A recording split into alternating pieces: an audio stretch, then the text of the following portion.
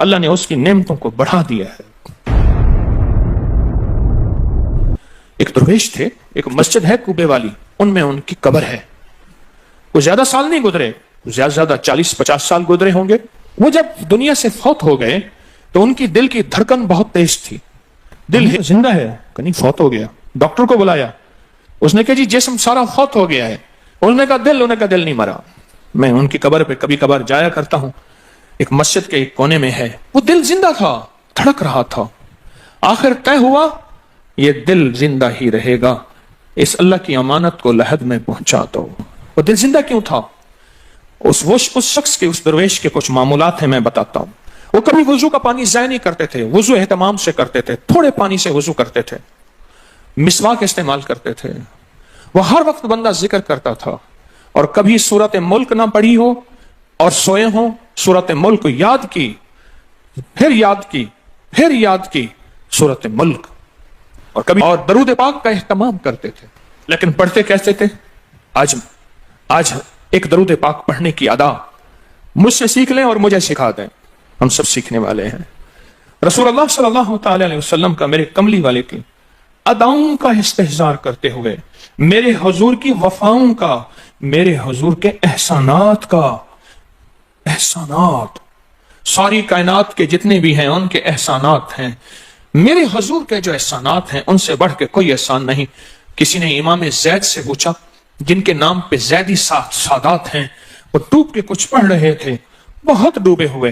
کسی نے پوچھا کہ آقا کیا پڑھ رہے تھے؟ فرمایا درود پاک پڑھ رہا تھا۔ اور پوچھا کہ حضرت یہ ڈوب کے کیا؟ کہا اپنے بڑوں کے احسانات کا استحضار تھا کہ انہوں نے ہم پہ احسان کیا۔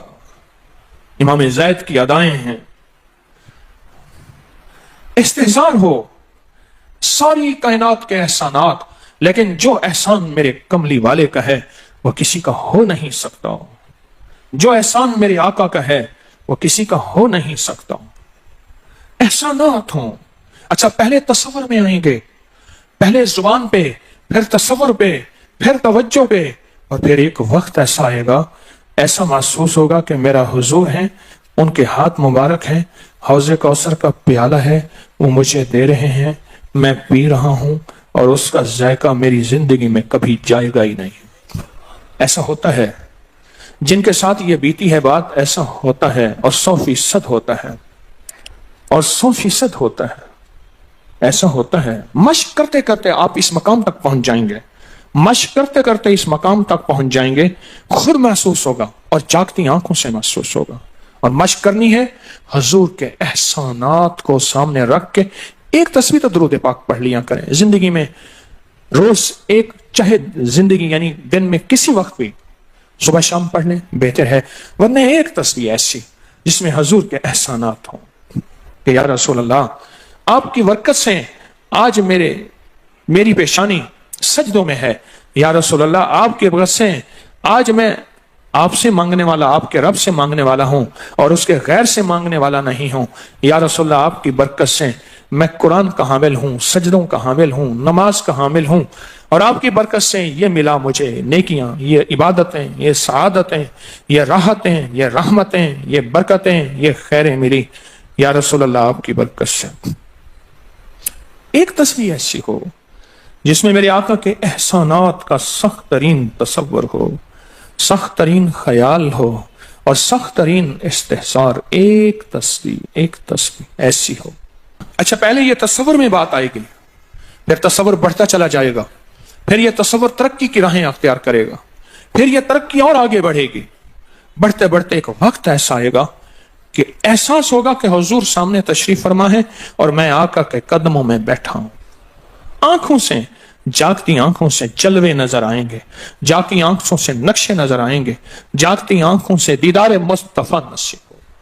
کئی درویش تھے، کئیوں نے کہا ہمارے لاہور میں شادرہ ہے، وہاں ایک صاحب تھے، کسی درویش کے پاس گئے، اس نے کہا جی مجھے حضور کا دیدار کرا دیں۔ فرمایا آنکھیں بند کر۔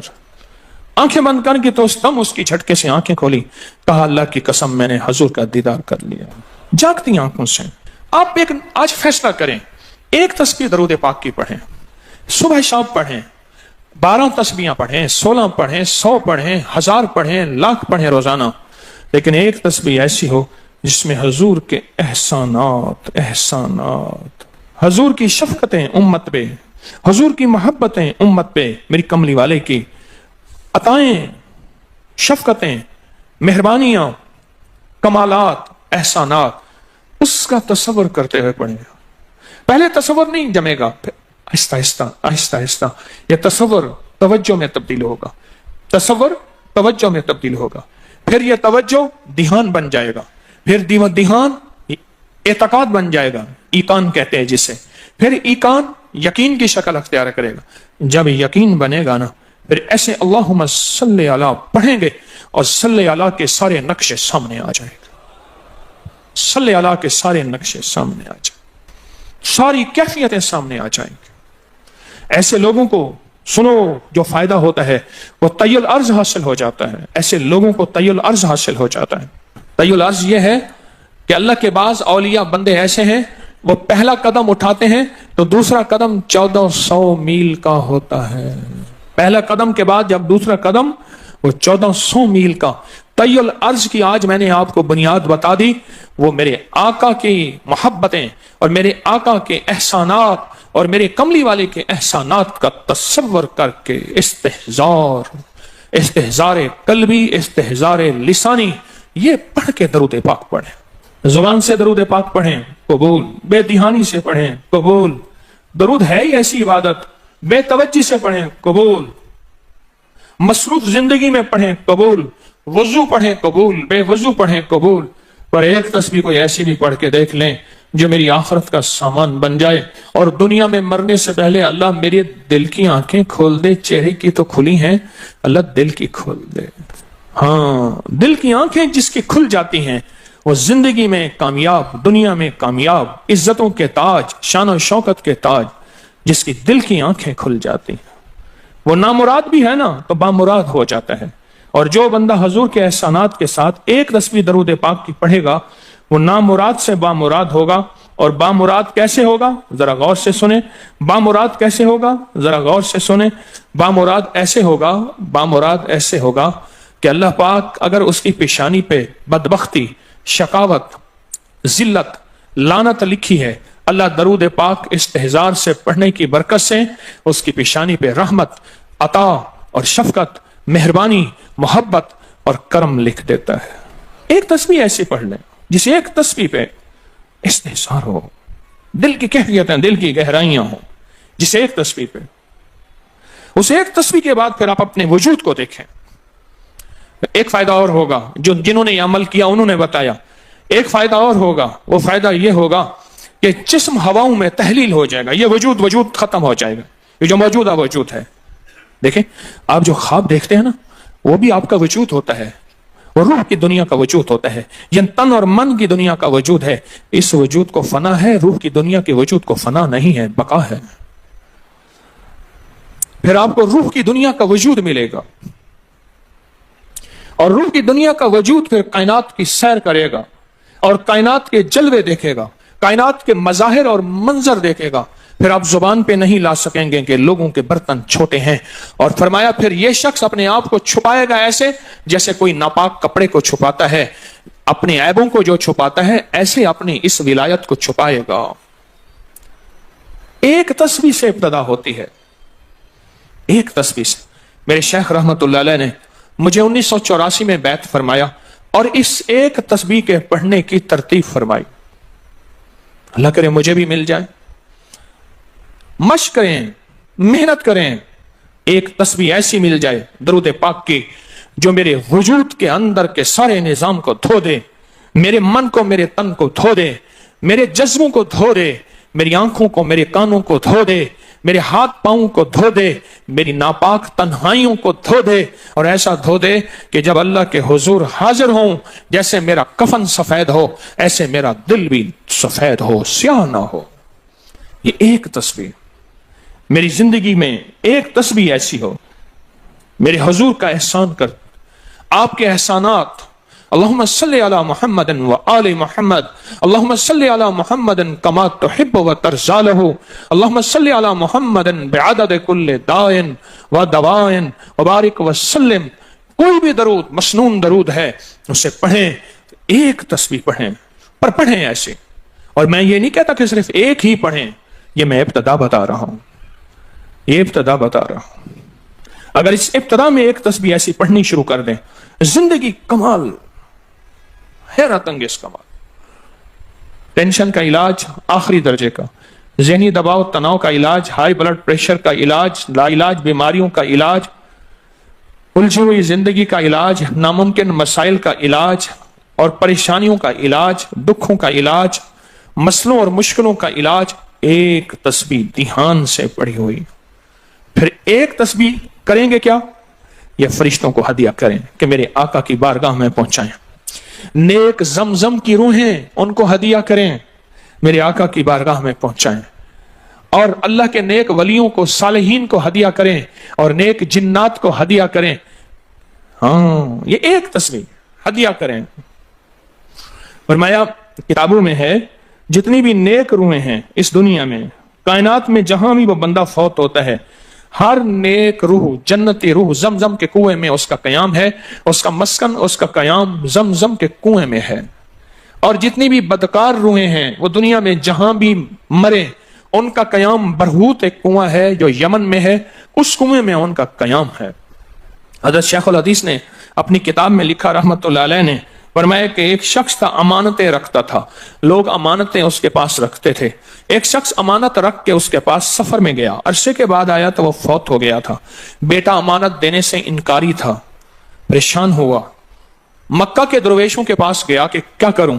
فرمایا رات کے آخری پہر میں زمزم کے کنویں پہ جا اور آواز دے اس شخص کو جو امانتیں رکھتا تھا. تجھے پہلی آواز میں جواب دے گا اور تجھے بتائے گا کہ تیری امانت کہاں ہے. رات کے آخری پہر میں گیا، سلام کیا، اس شخص کو آواز دی، آواز نہ آئی، پھر آواز دی، جواب نہ آیا، پھر 3 بار، آخر واپس آیا. صبح درویشوں کے پاس پھر گیا، کہنے لگے انا للہ و انا الیہ راجعون. لگتا ایسے ہے کہ وہ زمزم کے کنویں کی روح نہیں ہے، لگتا ہے کسی خطا کی وجہ سے کسی پکڑ میں ہے. جاؤ یمن میں برہوت کے کنویں پہ، وہاں جا کے آواز دو. وہ پھر سفر کرتے ہوئے برہوت کے کنویں میں گیا، رات کے آخری پہر میں آواز دی تو پہلی آواز میں جواب ملا، تیری امانت موجود ہے اور وہ تیری امانت فلاں جگہ پڑی ہے، اس کو کھود کے نکال لے. اور پوچھا آپ یہاں کیسے؟ کہا کہ بس کوئی عمل ایسا ہو گیا تھا جس عمل کی وجہ سے میں اس وقت بدکار روحوں کے ساتھ ہوں.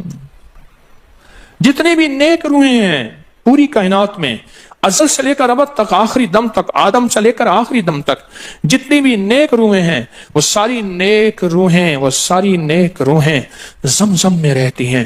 جو درود پاک پڑھیں، جو نفلی عبادات پڑھیں، جو تسبیحات پڑھیں، جو ذکر کریں، جو ہدیہ صدقہ کریں، وہ کیا کریں؟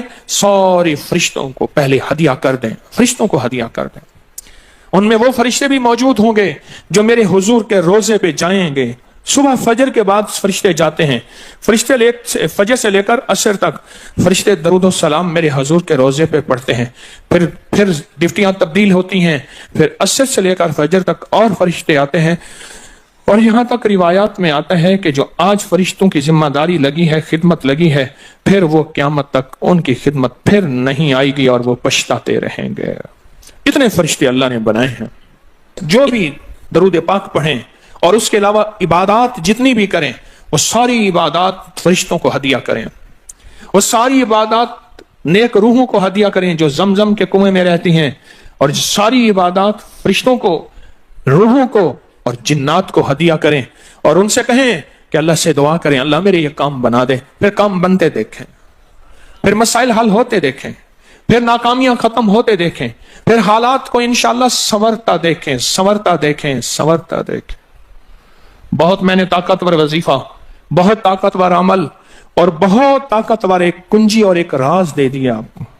بہت عجب عمل ہے، بہت طاقتور اور بہت حیرت انگیز عمل ہے جو میرا نہیں، صدیوں سے آزمودہ ہے، صدیوں سے آزمودہ ہے.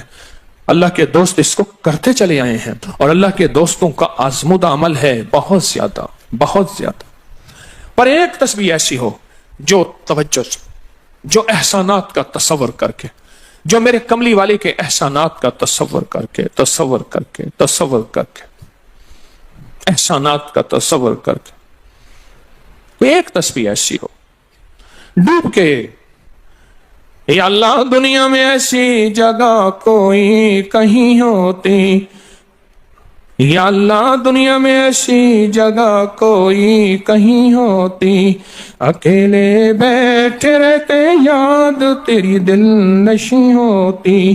کوئی ایسی جگہ ڈھونڈ لیں، نہیں ملتی، کوئی ضروری نہیں اپنے دل کو تنہائیوں میں لے ہیں۔ وہ کیسے؟ دنیا کے مشغلوں میں ہم باخدا رہے، دنیا کے مشغلوں میں ہم باخدا رہے، سب کے ساتھ رہتے ہوئے سب سے جدا رہے، سب کے ساتھ رہتے ہوئے سب سے جدا رہے۔ کوئی لمحہ ایسا اپنے آپ کو تنہا کر لیں، کوئی لمحہ ایسا اپنے آپ کو فارغ کر لیں، کوئی لمحہ ایسا اپنے آپ کو تنہائی میں بٹھا کے نا ایک تسبیح درود پاک کی، اور تسبیح نہیں ہے یہ انگلیوں کے نشان تسبیحیں ہیں، یہ پھر تسبیح بھی جہاں گواہی دے گی وہاں قیامت کے دن یہ انگلیاں بھی گواہی دیں گی۔ پھر یہ تسبیح ہدیہ کریں، فرشتے ٹوٹ پڑتے ہیں اس درود پاک کے ہدیے پہ، کیوں؟ ان کی غذا ہی نور ہے اور درود نور ہے، ان کی غذا ہی نور ہے اور درود نور ہے، ان کی غذا ہی یہی برکت ہے اور درود برکت ہے، ان کی غذا ہی خوشبو ہے اور درود خوشبو ہے، ان کی غذا بھی یہی ہے۔ ایک تسبیح ایسی ہو جس پہ آپ دیوانے ہو جائیں۔ یہاں تک کہ بعض مشاہدات میں یہاں تک کہتے ہیں، دیکھنے والے اہل نظر کہتے ہیں کہ ایک تسبیح جو دھیان والی پڑھی اور فرشتوں کو مسلسل ہدیہ کیا، روحوں کو ہدیہ کیا اور جنات کو ہدیہ کیا، تو کچھ ہی عرصے میں فرشتے جاگتی آنکھوں سے نظر آنا شروع ہو جاتے ہیں اور روحیں خواب میں آ کے شکریہ ادا کرتی ہیں، اور جنات جاگتی آنکھوں سے، جنات دیکھیں اللہ نے جنات کو اوجھل کر دیا، پردے دے دیے، روحوں کے سامنے پردے دے دیے، فرشتوں کے سامنے پردے دے دیے۔ فرشتے ہیں، میری آنکھ نہیں دیکھ سکتی، ارواح کا نظام، روحوں کا نظام ہے، میری آنکھ نہیں دیکھ سکتی، جنات کا نظام ہے، میری آنکھ نہیں دیکھ سکتی۔ اللہ پاک پھر پردے ہٹا دیتے ہیں، رخ سے پردے ہٹے، رخ سے پردے ہٹے، طور جلنے لگا، میرے ساقی کا مجھ پہ کرم ہو گیا، میرے ساقی کا مجھ پہ کرم ہو گیا۔ یہ ایک تسبیح آج کا سبق ہے، کملی والے کی محبتوں کا سبق ہے، ایک تسبیح۔ درود پاک وہ عبادت ہے جس عبادت کے کرنے والا کبھی محروم نہیں رہتا، اس عبادت کو پڑھنے والا کبھی محروم نہیں رہتا۔ درود پاک وہ عبادت ہے، ہر عبادت کے لیے اخلاص کی ضرورت ہے، مخلص ہونا ضروری ہے، ہر عبادت کے لیے، ہر عبادت کے لیے اخلاص اور مخلص ہونا ضروری ہے، لیکن درود وہ عبادت ہے جس کے لیے مخلص ہونا بھی ضروری نہیں۔ اگر کوئی بندہ دکھاوے کی نیت سے درود پڑھتا ہے تب بھی قبول ہے، قبول ہے، قبول، لیکن مومن کبھی دکھاوے کی نیت سے پڑھ ہی نہیں سکتا۔